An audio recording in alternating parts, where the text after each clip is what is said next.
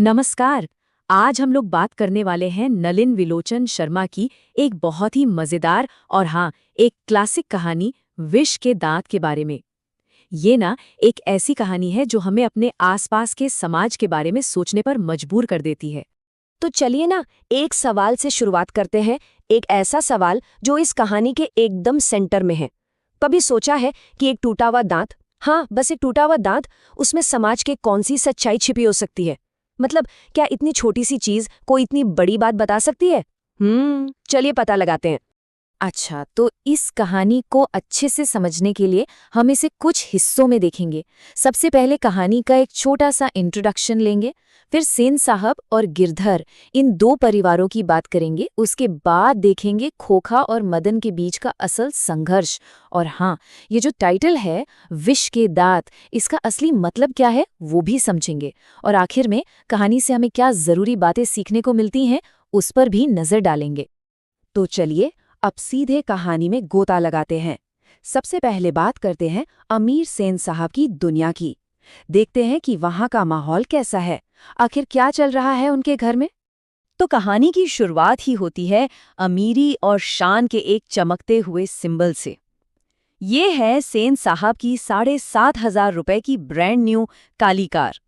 और देखिए, ये सिर्फ एक कार नहीं है, ये उनके स्टेटस का, उनके रुतबे का एक स्टेटमेंट है। और जैसा कि हम आगे देखेंगे ना, यही वो चिंगारी है जो पूरे झगड़े की आग लगाती है। चलिए अब कहानी में थोड़ा और आगे बढ़ते हैं और इस कहानी का जो मेन टेंशन है ना, उसे समझने के लिए इसके सेंटर में जो दो परिवार हैं उनकी तुलना करते हैं। जरा इस पर ध्यान दीजिए। यहाँ दो बिल्कुल अलग अलग दुनिया दिख रही हैं। एक तरफ है सेन परिवार, जहाँ उनका बेटा है खोखा, लाड़ प्यार में बिगड़ा हुआ, जिसे हर चीज की आजादी है और जिसे इंजीनियर बनाने के सपने देखे जा रहे हैं। और फिर दूसरी तरफ है गिरधर का परिवार और उनका बेटा मदन, जिसकी सच्चाई एकदम अलग है। ये जो फर्क है ना, यही पूरी कहानी की नींव है। पता है, सेन साहब को अपनी बेटियों की तहजीब पर बड़ा नाज है। मतलब उनके मैनर्स, उनकी सभ्यता। वो चाहते हैं कि उनकी बेटियां एकदम कठपुतलियों की तरह शांत और संस्कारी रहें। लेकिन मजे की बात क्या है, उनका बेटा खोखा, उस पर इनमें से कोई भी नियम लागू नहीं होता। ये जो डबल स्टैंडर्ड है ना, इसे याद रखिएगा, ये बहुत जरूरी है। कहानी में एक लाइन है, लड़कियां क्या हैं, कठपुतलियां हैं और उनके माता पिता को इस बात का गर्व है। सोचिए, ये लाइन सेन परिवार में लड़कियों के लिए जो एक घुटन वाला माहौल है ना, उसे एकदम साफ साफ दिखा देती है। मतलब उनकी अपनी कोई पहचान ही नहीं है, वो बस कठपुतलियां हैं। अब देखिए, जब दो दुनियाएं इतनी अलग अलग होंगी तो टकराव तो होना ही था, राइट? और ये सब शुरू होता है एक छोटी सी चिंगारी से, जो देखते ही देखते एक बड़ी आग बन जाती है। तो सब कुछ उस कार से ही शुरू होता है। बेचारा मदन, वो तो बस कार को छूना चाहता था और इसी बात पर ड्राइवर उसे धक्का दे देता है। सोचिए, बस छूने भर के लिए इतनी बड़ी बात हो जाती है। वहीं दूसरी तरफ अगर खोखा उस कार को कोई नुकसान भी पहुंचा देता ना, तो शायद उसे कोई कुछ नहीं कहता। ये था फर्क।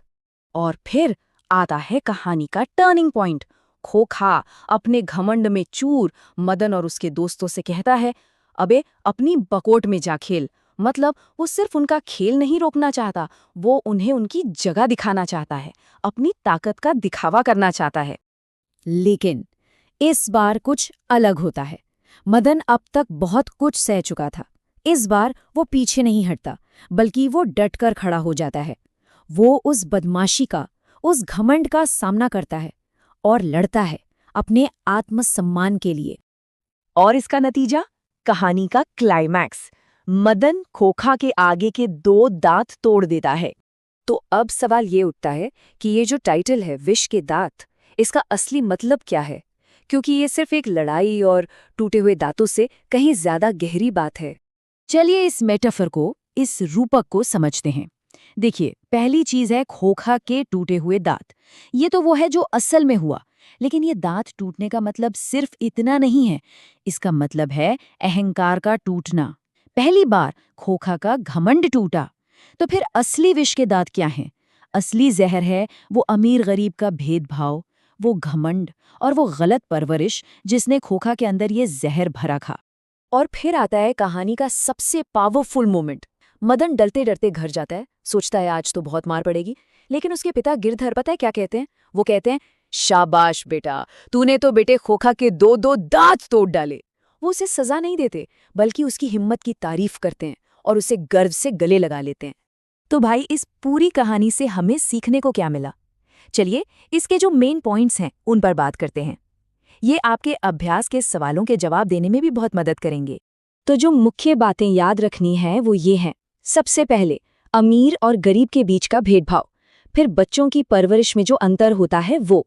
कहानी हमें अहंकार और घमंड का विरोध करना सिखाती है। और सबसे जरूरी, अन्याय के खिलाफ आवाज उठाना और अपने आत्मसम्मान के लिए लड़ना। और आखिर में कहानी हमें एक बहुत ही दिलचस्प सवाल के साथ छोड़ जाती है। देखिए, गिरधा की नौकरी तो चली गई थी, तो क्या इसीलिए वो अपने डर से आज़ाद हो गया था? क्या इसीलिए वो अपने बेटे की हिम्मत की तारीफ कर सका? मतलब, जब उसके पास खोने को कुछ नहीं बचा, तब जाकर वो सही के लिए खड़ा हो पाया। तो ये सोचने वाली बात है कि क्या वाकई में आज़ाद होने के लिए और अपनी बात पे खड़े रहने के लिए सब कुछ खो देना ज़रूरी है? सोचिएगा ज़रूर।